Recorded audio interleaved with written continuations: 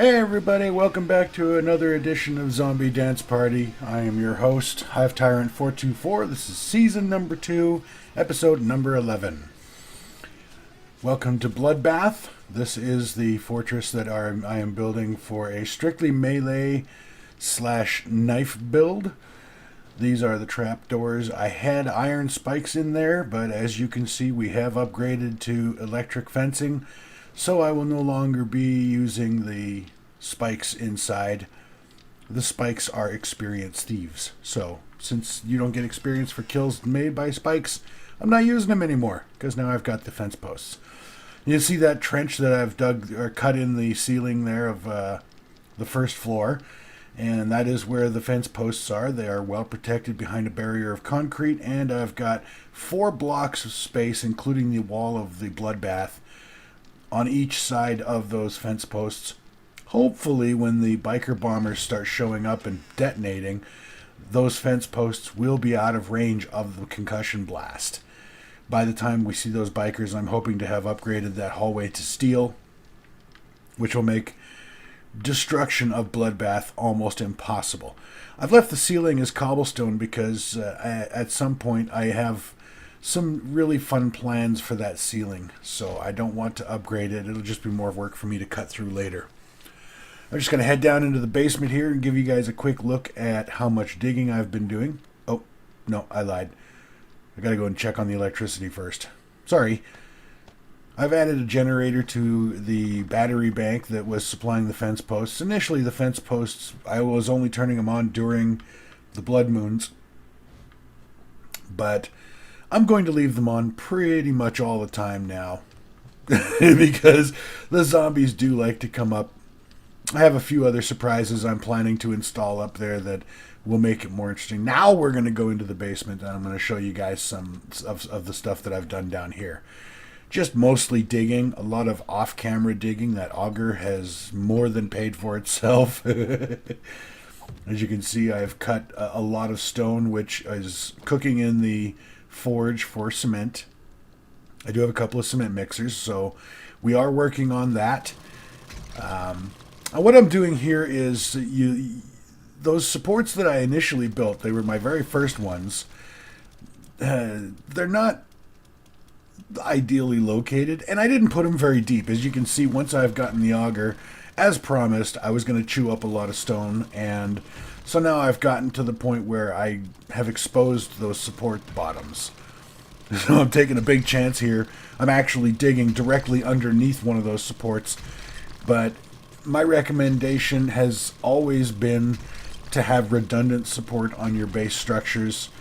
Zombies get in and destroy a key pillar. They can drop your entire base if you're not careful. So I try to have at least 2 different points of support. My rule of thumb is I never go more than 5 spaces or 5 blocks out from any structure unsupported. And usually by the time I'm getting to that 5th block, I'm putting more supports in anyway. So I'm just putting in these supports, reinforcing these supports underneath them so that I can dig deeper without worry about collapsing my bloodbath. And I'm going to be installing additional support pillars as well. I'm super paranoid about my base collapsing. I've had bases collapse because I underestimated the structural integrity, or I overestimated, I guess you'd say, the structural integrity of the support pillars and supports that I had. Oops, there we go. So I have to add these additional supports. As you can see, I've already added more. And this was my makeshift. Oops, I started digging with the auger and I followed the coal vein, and oh crap, I just dug out from underneath one of my supports. So I threw some wood blocks in there to mark it so that I didn't forget to come back and fix that properly, which we are now doing. And I placed that there because I'm counting blocks. I want to go down an even number of blocks on all of my supports. And it never occurred to me until afterwards that I could have opened my map, looked at my altitude, and just done the math that way.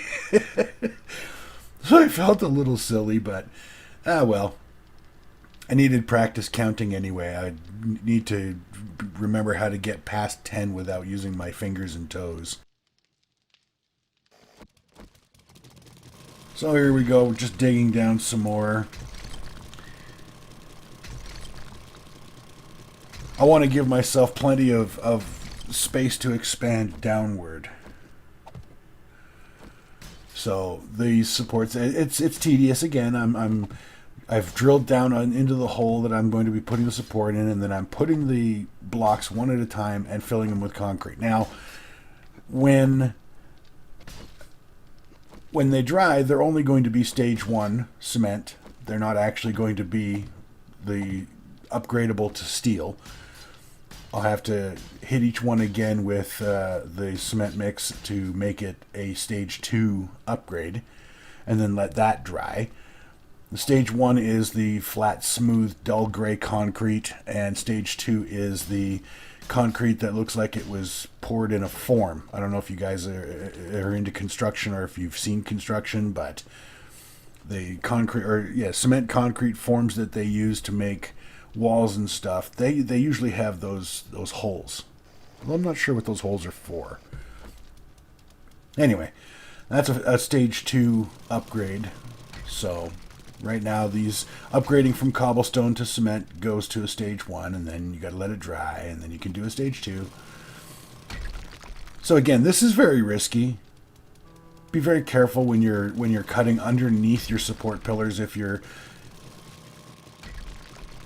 made the mistake I made and you didn't go deep enough with your supports, be very careful when you undermine your supports to go and build more depth to them. Oh God, I love this auger. Almost 1,000 stone just from one, less than a minute's worth of drilling. It's so beautiful, so productive.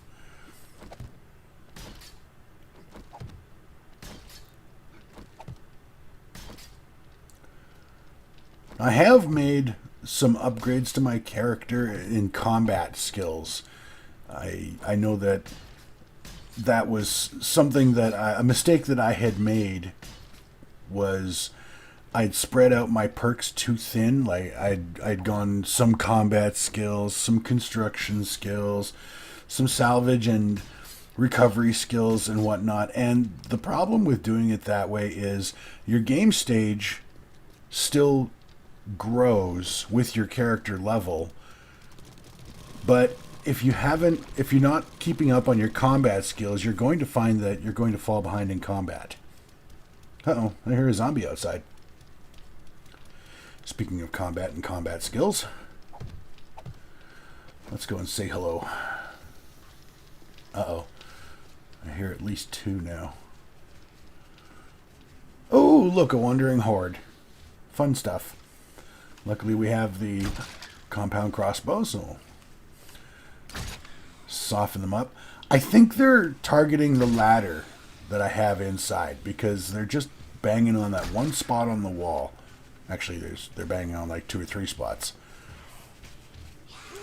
One of my viewers had commented on one of my videos and said that the zombies get a group bonus damage to blocks. So when they get up to your base like this in groups, they can do a lot more damage. So be aware of that. I didn't know that. Thank you very much, Richard, for that. He was explaining why the zombies were tunneling so effectively. Oh, I hit that fat guy with the bleed, I guess. He was explaining to me why the zombies had been able to tunnel so effectively in my first Blood Moon. So I was very grateful for that information. I do not claim to know everything about this game, not even close. I'm still learning how to play this game, but it's nice to get that kind of information. I don't know if you guys noticed there, but that was not just regular corn, that was super corn. I'd actually found a POI with some really awesome stuff in it, and one of the things that I had found in there was a couple plants of super corn. So now we just upgraded our advanced engineering to give me the 20% damage to electrical trap, or 20% bonus XP from the trap kills, electrical trap kills.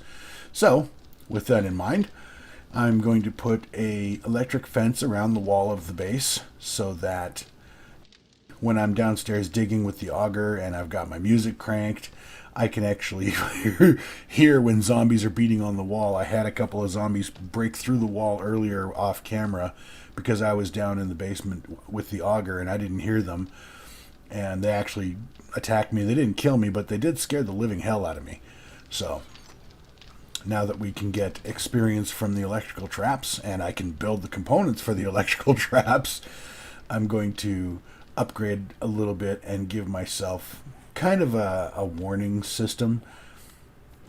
The intent isn't actually for this thing to kill them, although I'm not going to complain if it does, because then I get kill experience while I'm down in the basement using the auger on the stone. It's all good. And you notice that I just fell through the floor there to do up this wiring. That's something that I learned to do, must have been a couple of playthroughs back. Don't seal up your base until you have to for fortification purposes, because I have found more often than not when I decide, oh, this would be a really good place to put this kind of trap or this thing or that, and you go to wire it up, you got to bust a hole in your base because you can't run it with the wire clip tool, or already right clicked on the one component. You can't get to the other one. So it also helps if you have a good line of sight. I'm just trying to find roughly the middle of the base. I didn't mark it out here in any way, of course. It also helps if you have a good line of sight to the components that you're installing. Don't build stuff in like tiny little crevices and corners that are really far away from the last component that you are going to wire it to, because you might not be able to get to it. I've actually had to cut lines in floors to reach a thing with a wire that I thought I could reach, or I never even thought about it. I think the max distance is 15 blocks, but you can actually extend the distance some by going to the absolute max distance that the wire will go before it turns red. Now, if you right click on it like I just did there, and then you run out. Now, I didn't do it on this, but I'll actually do a wiring episode. Maybe I'll do that one next and show you guys how to get the most, or how I get the most out of my wiring and stuff. Again, I don't know everything about this game. I don't claim to know everything. I'm not an expert, but I've learned how to do a few things. I've learned a few neat little tricks to make my gameplay more enjoyable. So, as you can see, if you look really close, the wire is black. When it's red, that means that you can't connect it. You're too far away. I really love that blue wiring animation. That is so cool. Of course, it's saying this is dangerous. And there's another pro tip for you. I didn't create a pro tip tool tip for this, but be sure that the power is off before you wire stuff up. Or if you're going to wire stuff up live, don't walk through it. I've done that. I've actually killed myself on my own electrical traps before. They're so effective that I couldn't get out of it in time before it killed me. It's a little embarrassing, but also a little encouraging if you think about it, really. I'm just kind of doing this quick and dirty. I'm not doing any precise measurements. As I said, I'm not expecting this fence line to stand up to any reasonable amount of damage. I'll have it going during the blood moons because I get experience for all electrical trap kills, and the zombies, they do take the shortest path to you. So if they spawn on this side of the building, to run around the building to the ramp, they will run along the walls of the building. So they'll hit the traps, they'll hit the electric fence posts until they damage them. If I were building something more permanent, like I wanted this to actually last, I would actually be wiring these to maybe something underground, so that if the inevitable happened and the zombies damaged a fence post, they didn't take out the whole circuit. I'm wiring these up in sequence. Again, I'm not expecting this to stand up for very long. It's more of an early warning system than anything else. But I'm wiring these in sequence, so any one fence post gets destroyed, or even just damaged to the point where it no longer works, then every fence post that's wired to that one after that stops working as well. I'm pretty sure. If it's damaged, I think the post will still transmit the electricity to the next post, but if it's destroyed, then the wiring is all lost from that point forward. So, just something to be aware of. I think my next episode I am going to dedicate to electrical work and electricity, just to help new players out, or players that have previously done mostly guns and tactics and they haven't really done a lot in the way of electrical work or electrical traps. I think I'll dedicate my next episode to the electricity. That is, after all, what inspired the name of this series, the Zombie Dance Party, was I love the way that the zombies dance on the electricity. I have upgraded Bloodbath's hallway to concrete. It's all phase 1 at the moment. There's still some cobblestone in the back. I've only upgraded and reinforced what the zombies have actually been able to get to. So even on day 21, they didn't get very far past those steel doors. I'm actually very, very happy with this trap set so far, because we've done 3 Blood Moon auditions, and that's as far as they've gotten. The last Blood Moon, they didn't get into the house or into the headquarters. They did considerable damage to the front of Bloodbath, but they didn't actually get in like they did on the second Blood Moon. So, and this is what I was saying earlier about leaving stuff open until you have to seal it off. This is so much easier than clicking on the fence post, building a ramp or a set of stairs to jump over the hallway to come down on the other side and maybe not be able to reach the fence post. This is actually quite convenient. I think what I'm going to do is I'm going to seal over the top. I'm going to cover the top of this trench with some blocks at some point. And then if I need to replace, repair, and or rewire those fence posts for the Bloodbath, I'll just do it from inside the house. It just seems so much easier. So we're just about wrapping up for the day, and of course I see a screamer. I heard her, and she did actually set off the electric fence, but she then got through it. So I did put the fence posts facing, so that the tops of the fence posts were 2 squares away from the base of the headquarters, so that the zombies would get hit away from the base, and if the fence posts stunned them, they wouldn't actually be able to beat on the walls while they were stunned.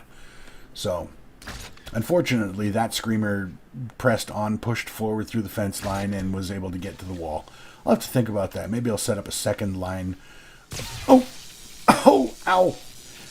Yeah, so the electric fences are like tracer bullets, you guys. They work both ways. There we go. Have a little bit of knife loving there, lefty.